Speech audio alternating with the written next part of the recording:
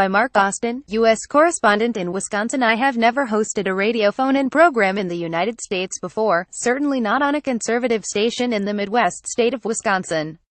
But given the unprecedented nature of American politics right now, it is an informative experience in at least one way.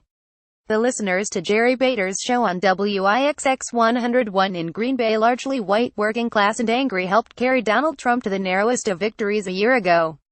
Donald Trump wins the White House. How election night unfolded. Image. The combative tone of the election campaign has continued, and despite everything that has happened over the first 12 months of this presidency, they would vote for him again now.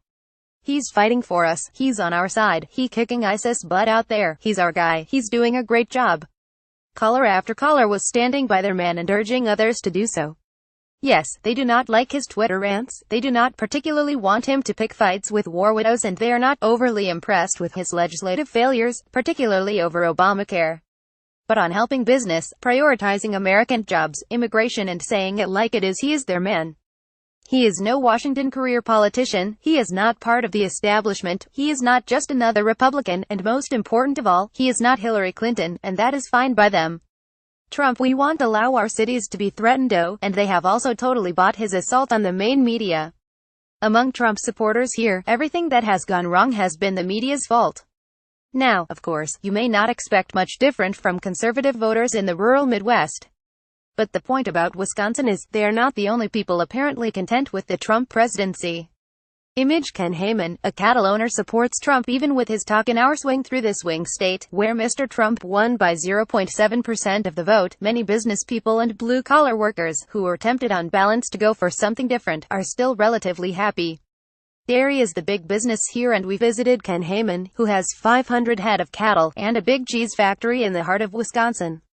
He says he will put up with all the talk and the nonsense of the Trump circus if he delivers on helping business generate jobs. He'll deal with the talk if you can walk the walk, he says.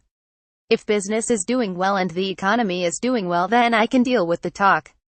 It is a common refrain here, and, of course, right now the American economy is doing pretty well.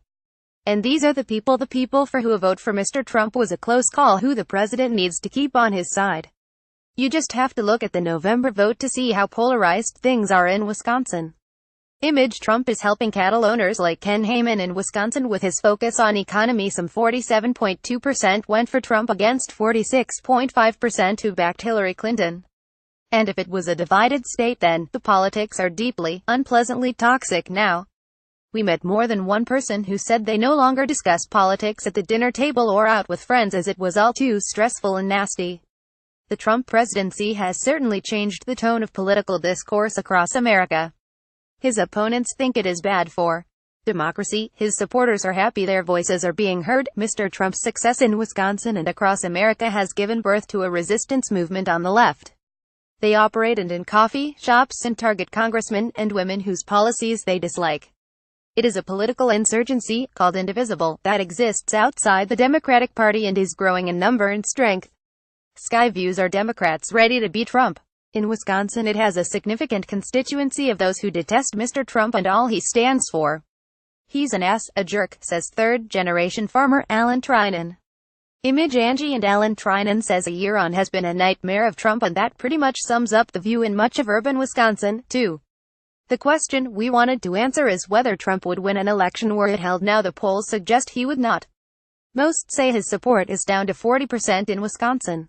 But we found his core vote largely holding up and his wavering vote still giving him the benefit of the doubt.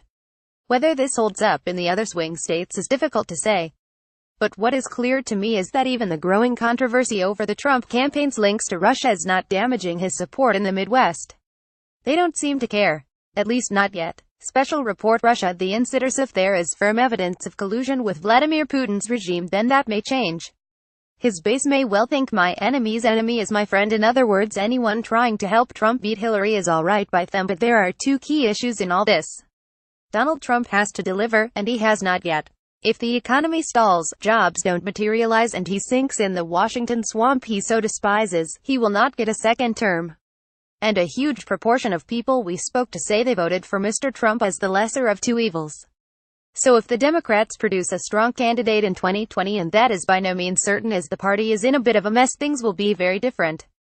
But in a year of unprecedented, mercurial, combative, often unedifying politics, Mr. Trump is still in the White House. You may not like him, but if Wisconsin is anything to go by, and notwithstanding some extremely unlikely, fast-tracked impeachment, you cannot write him off yet.